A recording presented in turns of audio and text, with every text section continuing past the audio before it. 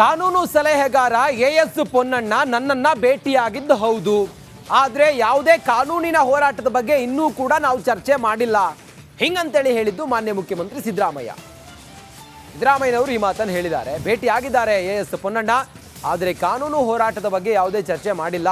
ಮೈಸೂರಿನಲ್ಲಿ ಮುಖ್ಯಮಂತ್ರಿ ಸಿದ್ದರಾಮಯ್ಯನವರು ಹೇಳಿದ್ದಾರೆ, ಕುಮಾರಸ್ವಾಮಿಯ ಆರೋಪಗಳಿಗೆ ನಾನು ಉತ್ತರವನ್ನು ಕೊಡೋದಿಲ್ಲ. HDK ಆರೋಪಕ್ಕೆ ಉತ್ತರಿಸಬೇಕು ಅಂತ ಎಲ್ಲಿದೆ ಹೇಳಿ? ಅವರು ಆರೋಪ ಮಾಡಿದ್ದಾರೆ, ನಾನು ಅದಕ್ಕೆ ಉತ್ತರ ಕೊಡಬೇಕು ಅಂಥೇಳಿ ಎಲ್ಲಿದೆ ಹೇಳಿ? ಕುಮಾರಸ್ವಾಮಿ ಆರೋಪಗಳಿಗೆ ಉತ್ತರ ಕೊಡಲ್ಲ ಅಂಥೇಳಿ CM ಹೇಳಿದ್ದಾರೆ. ಏನು ಹೇಳಿದ್ದಾರೆ ಮುಂದುವರೆದು ನೋಡೋಣ ಬನ್ನಿ. ಪೊನ್ನಣ್ಣ ಇದಕ್ಕೋಯ್ತಾ ಇದ್ದ, ಅವ್ರ ಕಾನ್ಸ್ಟಿಟ್ಯೂನ್ಸಿಗೆ ಹೋಯ್ತಾ ಇದ್ದ, ಭೇಟಿ ಆದ ಅಷ್ಟೇ. ಪೊನ್ನಣ್ಣ ನಮ್ಮ ಲೀಗಲ್ ಅಡ್ವೈಸರು ಅಲ್ವಾ, ಲೀಗಲ್ ಅಡ್ವೈಸರ್ ಅಲ್ವಾ, ಮತ್ತೆ ಅವ್ರ ಜೊತೆ ಚರ್ಚೆ ಮಾಡ್ತೀವಿ, ದಿನ ಚರ್ಚೆ ಮಾಡ್ತೀನಿ ನಾನು. ಪೊನ್ನಣ್ಣ ವಿಶೇಷವಾಗಿ ಬಂದಿಲ್ಲ, every day is discussing with me. ನಾನು ಮೈಸೂರಿನಲ್ಲಿ ಇದ್ನಲ್ಲ, ಅದಕ್ಕೆ ಬಂದಿದ್ದೆ. ಹಂಗೆ ಅವ್ರ ಕಾನ್ಸ್ಟಿಟ್ಯೂನ್ಸಿ ಕುಮಾರಸ್ವಾಮಿ ಬರೀ ಸುಳ್ಳು ಹೇಳೋದು, ಅವ್ರಿಗೆಲ್ಲ ಉತ್ತರ ಕೊಡೋದು, ಎಲ್ಲಕ್ಕೂ ಉತ್ತರ ಕೊಡಕ್ಕೆ ಹೋಗಲ್ಲ. ಕುಮಾರಸ್ವಾಮಿ ಹೇಳೋದಕ್ಕೆ ಉತ್ತರ ಕೊಡಬೇಕು ಅಂತ ಎಲ್ಲಿದೆ? ಎಲ್ಲಿದೆ? ಎಲ್ಲಿ ಕೊಡಲೇಬೇಕು ಅಂತ ಎಲ್ಲಿದೆ? ನಾನು ಕೊಡಲ್ಲ ಇದಕ್ಕೆ. ಕುಮಾರಸ್ವಾಮಿಗೆ ಉತ್ತರ ಈ ವಿಚಾರದಲ್ಲಿ ಅವರ ಪಾರ್ಟಿನಲ್ಲಿ ಬಹಳಷ್ಟು ಜನ ಭ್ರಷ್ಟಾಚಾರಿಗಳಿದ್ದಾರೆ. ಅದ್ರ ಬಗ್ಗೆ ಮೊದಲು ಸರ್ ಮಾಡಲಿ. ಅದು ಭ್ರಷ್ಟಾಚಾರಿಗಳಿದ್ದಾರಲ್ಲ ಅವ್ರ ಮನೆ, ಅವರ ಇದರಲ್ಲಿ. ಈಗ ನರೇಂದ್ರ ಮೋದಿಯವರು ಹಿಂಬನ್ಬರ್ಗ್ ಬಗ್ಗೆ ಯಾಕೆ ಮಾತಾಡಲ್ಲ? ಮಣಿಪುರದ ಬಗ್ಗೆ ಯಾಕೆ ಮಾತಾಡಲ್ಲ? ಯಾಕೆ ಮಣಿಪುರಕ್ಕೆ ಹೋಗಿಲ್ಲ? ಯಾಕೆ ನೀವು ಹೋಗಿಲ್ಲ? ಅದ್ರ ಬಗ್ಗೆ ರಾಹುಲ್ ಗಾಂಧಿ ಅವರು ರೈಸ್ ಮಾಡಿದ್ರು, ಅದ್ರ ಬಗ್ಗೆ ಯಾಕೆ ಮಾತಾಡೋದು? ಮೂಡ ಟೆನ್ಷನ್ ನಡುವೆ ಕಾರ್ಯಕ್ರಮದಲ್ಲಿ ಮುಖ್ಯಮಂತ್ರಿಗಳು ಭಾಗಿಯಾಗಿದ್ದಾರೆ. ಏನ್ ಕಾರ್ಯಕ್ರಮ? ಕೃತಿ ಬಿಡುಗಡೆ ಕಾರ್ಯಕ್ರಮದಲ್ಲಿ ಸಿದ್ದರಾಮಯ್ಯನವರು ಭಾಗಿಯಾಗಿದ್ದಾರೆ. ಬುದ್ಧ ಬಸವ ಅಂಬೇಡ್ಕರ್ ಫೋಟೋಗೆ CM ಸಿದ್ದರಾಮಯ್ಯ ಪುಷ್ಪಾರ್ಚನೆ ಮಾಡಿ ಕಾರ್ಯಕ್ರಮದಲ್ಲಿ ಭಾಗಿಯಾಗಿದ್ದಾರೆ. ಮೈಸೂರು ವಿವಿ ವಿಜ್ಞಾನ ಭವನದಲ್ಲಿ ನಡೀತಾ ಇರುವ ಕಾರ್ಯಕ್ರಮದಲ್ಲಿ ಮುಖ್ಯಮಂತ್ರಿ ಸಿದ್ದರಾಮಯ್ಯ ಭಾಗಿಯಾಗಿದ್ದಾರೆ. ಡಾಕ್ಟರ್ D ಶ್ರೀನಿವಾಸ್ ಮಣಗಳ್ಳಿ ರಚಿಸಿರುವ ಸಂಪಾದನಾ ಕೃತಿ ಬಿಡುಗಡೆ ಕಾರ್ಯಕ್ರಮದಲ್ಲಿ CM ಭಾಗಿಯಾಗಿದ್ದಾರೆ. ಗ್ಯಾರಂಟಿ ಯೋಜನೆಗಳ ಕುರಿತ ಕೃತಿ ಬಿಡುಗಡೆಯನ್ನು ಸಿದ್ದರಾಮಯ್ಯ ಮಾಡಿದ್ದಾರೆ. ಗ್ಯಾರಂಟಿ ಯೋಜನೆಗಳು, ಬಡವರ ಸುರಕ್ಷತೆ ಮತ್ತು ಕಲ್ಯಾಣ ಪುಸ್ತಕವನ್ನು CM ಬಿಡುಗಡೆ ಮಾಡಿದ್ದಾರೆ ಮೈಸೂರಿನಲ್ಲಿ. ಕಾರ್ಯಕ್ರಮದಲ್ಲಿ ಉಸ್ತುವಾರಿ ಸಚಿವ ಡಾಕ್ಟರ್ HC ಮಹದೇವಪ್ಪನವರಿದ್ದರು, MLC ತಿಮ್ಮಯ್ಯ ಅವರಿದ್ದರು, ಗ್ಯಾರಂಟಿ ಪ್ರಾಧಿಕಾರದ ಅಧ್ಯಕ್ಷ HM ರೇವಣ್ಣ ಅವರಿದ್ದರು, ಪುಷ್ಪ ಅಮರನಾಥ್ ಇವರೆಲ್ಲರೂ ಕೂಡ ಇದ್ರು ಈ ಕಾರ್ಯಕ್ರಮದಲ್ಲಿ. CM ಈ ಕಾರ್ಯಕ್ರಮದಲ್ಲಿ ಭಾಗಿಯಾಗಿದ್ದಾರೆ. ಕೃತಿ ಬಿಡುಗಡೆ ಕಾರ್ಯಕ್ರಮ, ಗ್ಯಾರಂಟಿ ಯೋಜನೆಗಳ ಕೃತಿ ಬಿಡುಗಡೆ ಕಾರ್ಯಕ್ರಮ ಇದು. CM ಇದರಲ್ಲಿ ಭಾಗಿಯಾಗಿದ್ದಾರೆ. ಉಸ್ತುವಾರಿ ಮಂತ್ರಿ HC ಮಹದೇವಪ್ಪನವರು ಕೂಡ ಇದ್ದಾರೆ.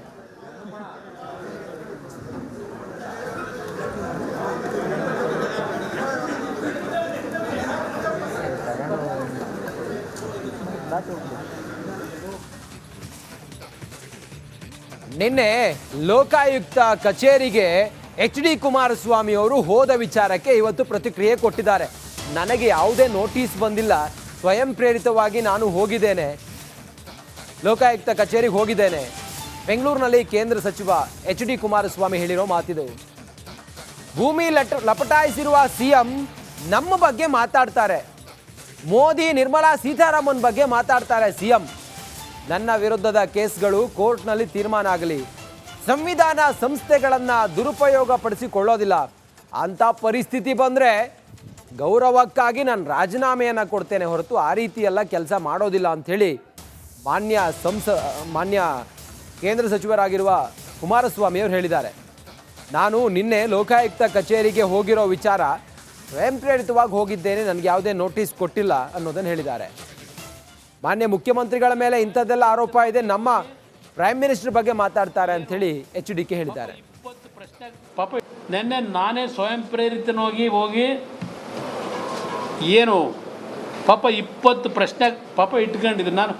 ಅಧಿಕಾರಿಗಳು ಅಲ್ಲಿ ಕೆಳ ಹಂತದ ಅಧಿಕಾರಿಗಳ ಬಗ್ಗೆ ಚರ್ಚೆ ಮಾಡಲ್ಲ. ಪಾಪ ಅವ್ರು ಏನು ಮಾಡ್ತಾರೆ? ಮೇಲಧಿಕಾರಿಗಳು ಸೂಚನೆ ಕೊಟ್ಟಿರ್ತಾರೆ, ಮುಖ್ಯಮಂತ್ರಿ ಸೂಚನೆ ಕೊಟ್ಟಿರ್ತಾರೆ. ಹೊರಗಡೆ ಇವತ್ತು ಅವ್ರದ್ದೇನು ಬರ್ತಾ ಇದೆ ಅವ್ರದ್ದನ್ನು ಮುಚ್ಚಾಕೊಳ್ಳೋದಕ್ಕೆ, ಅಯ್ಯೋ ಕುಮಾರಸ್ವಾಮಿ ಏನೋ ಮಾಡಿಬಿಟ್ಟವನೇ, ಕುಮಾರಸ್ವಾಮಿಗೆ ನೋಟಿಸ್ ಬಂದೈತೆ, ಒಂದು ಪ್ರಚಾರ ಡೈವರ್ಷನ್ ಬೇಕಲ್ಲ ಅವರಿಗೆ, ಸರ್ಕಾರಕ್ಕೆ. ಅದಕ್ಕಷ್ಟೇ ಆ ಪ್ರಕರಣ, ಗಂಗೆನಹಳ್ಳಿ ಪ್ರಕರಣ. ಅದು ಬಿಟ್ಟು ಅದರಿಂದ ಮುಂದೆ ಒಂದು ಹೆಜ್ಜೆ ಅವ್ರು ಏನೂ ಮಾಡೋಕ್ಕಾಗಲ್ಲ. ಪಾಪ ಇವತ್ತು ಬರ್ಕೊಂಡಿದ್ದೀರಿ. ಏನೋ 1.5 ಗಂಟೆ ಡ್ರಿಲ್ಲು, ಏನೋ 1.5 ಗಂಟೆ ಗ್ರಿಲ್ಲು ಲೋಕಾಯುಕ್ತ ಕಚೇರಿ ಒಳಗೆ ಇದೆಲ್ಲ ಬರ್ಕೊಂಡಿದ್ದೀರಿ. ಸಂತೋಷ. ಪಾಪ ನಿಮ್ಗೆ ಯಾರೋ ಮಾಹಿತಿ ಕೊಟ್ಟಿರ್ತಾರೆ, ಡ್ರಿಲ್ಲು ಬರ್ಕೊಂಡಿದ್ದೀರಿ.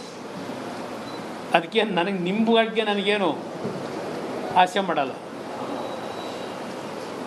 ನನಗೆ ಬಹುಶಃ ಈ ರಾಜ್ಯದ ರಾಜಕಾರಣದಲ್ಲಿ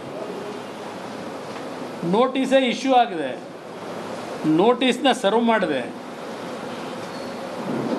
ಯಾರಾದರೂ ಒಬ್ಬ ರಾಜಕಾರಣಿ ತನಿಖೆಗೆ ಒಳಪಟ್ಟು ಹೋಗಿರ್ತಕ್ಕಂಥ ವಿಷಯ ಇದ್ದರೆ ಕುಮಾರಸ್ವಾಮಿನೇ ಮೊದಲನೇನಲ್ಲಿಗೆ. 2 ದಿವಸ ನಿಮ್ಮ ಇಲಾಖೆಯಲ್ಲಿ ಮುಖ್ಯಮಂತ್ರಿ ಎಷ್ಟು ಜನ ಅಧಿಕಾರಿಗಳಿಗೆ ನಾವು ಹೇಳಿದಂಥ ರೀತಿಯಲ್ಲಿ ಕೆಲವು ವ್ಯಕ್ತಿಗಳನ್ನು ಇವತ್ತು ರಾಜಕೀಯವಾಗಿ ಮುಗಿಸ್ತಕ್ಕಂಥದ್ದಕ್ಕೆ ಎಷ್ಟು ಶ್ರಮ ವಹಿಸಿ ನೀವು ಕೆಲಸ ಮಾಡ್ತೀರಿ. ನಿಮಗೆ ಬೆಂಗಳೂರಿನ ಕಮಿಷನರ್ ಕೆಲಸ, ನಿಮಗೆ CIDಯ ಮುಖ್ಯಸ್ಥರಾಗಿ ಮಾಡ್ತಕ್ಕಂಥ ಸ್ಥಳ ನಿಯುಕ್ತಿಯನ್ನು ಮಾಡಿಕೊಡ್ತೀವಿ ಅಂತ ಹೇಳಿ ಎಷ್ಟು ಜನಕ್ಕೆ ಮಾತು ಕೊಟ್ಟಿದ್ದೀರಿ? ಈಗ ಎಷ್ಟು ಜನಕ್ಕೆ ಮಾತು ಕೊಟ್ಟು ಯಾರ್ಯಾರ ಕೈಲಿ ಏನೇನು ಮಾಡಿಸ್ತಾ ಇದ್ದೀರಿ? 2014-15ರಿಂದ ಇವತ್ತು 2024ರಲ್ಲಿದ್ದೇವೆ. ತನಿಖೆ ಪೂರ್ಣಗೊಂಡಿದ್ದರೆ ಯಾತಕ್ಕೆ ಸುಪ್ರೀಂ ಕೋರ್ಟ್ ಮುಂದೆ ಇನ್ನೂ ಹೋಗಲಿಲ್ಲ ಇವರು? SIT ಅವ್ರಿಗೆ ಹೇಳಿದ್ರಲ್ಲ. ನಾನು ಅದಕ್ಕೆ ಅವೆಲ್ಲ ವಿಷಯಗಳು ಈಗ ಚರ್ಚೆ ಮಾಡಲ್ಲ. ಕೋರ್ಟಲ್ಲಿ ತೀರ್ಮಾನ ಆಗಲಿ. ಕುಮಾರಸ್ವಾಮಿ ರಾಜೀನಾಮೆ ಯಾಕೆ ಕೊಟ್ಟಿಲ್ಲ, ನನ್ನ ರಾಜೀನಾಮೆ ಯಾಕೆ ಕೇಳ್ತಾನೆ? ಸುಮ್ಮನೆ ರಾಜೀನಾಮೆ ಕೊಡ್ಲಿಕ್ಕೆ ನನಗೇನು ತಲೆ ಕೆಟ್ಟೋಗೈತಾ? ಕೊಡಬೇಕಾದಾಗ ಕೊಡ್ತೀನಿ ರಾಜೀನಾಮೆನ. ನಿಮ್ಮ ಥರ ಬಡತನದಲ್ಲಿ ಜೀವನ ಮಾಡಲ್ಲ ರಾಜಕೀಯದಲ್ಲಿ, ಅಂಥ ಅವಶ್ಯಕತೆ ನನಗಿಲ್ಲ.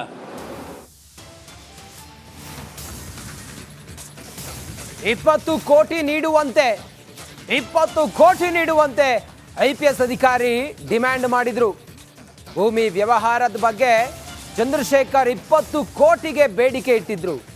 ಸುದ್ದಿಗೋಷ್ಠಿಯಲ್ಲಿ ಕೇಂದ್ರ ಸಚಿವ ಕುಮಾರಸ್ವಾಮಿ ಗಂಭೀರ ಆರೋಪ ಮಾಡಿದ್ದಾರೆ. ಇಂಥವರನ್ನ ಇಟ್ಕೊಂಡು ರಾಜ್ಯ ಹೇಗೆ ಉದ್ಧಾರ ಆಗ್ತದೆ? ಚಂದ್ರಶೇಖರ್ ತನ್ನ ಪತ್ನಿ ಹೆಸರಿನಲ್ಲಿ 38 ಮಹಡಿ ಮನೆ ಕಟ್ಟುತ್ತಿದ್ದಾರೆ. ಮಾನ್ಯ ಕೇಂದ್ರ ಸಚಿವರು HDK ಸ್ಫೋಟಕ ಬಾಂಬ್ ಸಿಡಿಸಿದ್ದಾರೆ. ಈ ಸರ್ಕಾರಕ್ಕೆ ಏನಾದರೂ ಮಾನ ಮರ್ಯಾದೆ ಇದ್ರೆ ಇಂಥ ವ್ಯಕ್ತಿಗಳನ್ನ ಇನ್ನೂ ಇಟ್ಕೊಂಡು ಸೀರೀಸ್ ಆಫ್ ಅಫೆಂಡರ್ ಅವ್ರ ಕೈ ಕೆಳಗೆ ಕೆಲಸ ಮಾಡ್ತಕ್ಕಂಥ ಅಧಿಕಾರಿ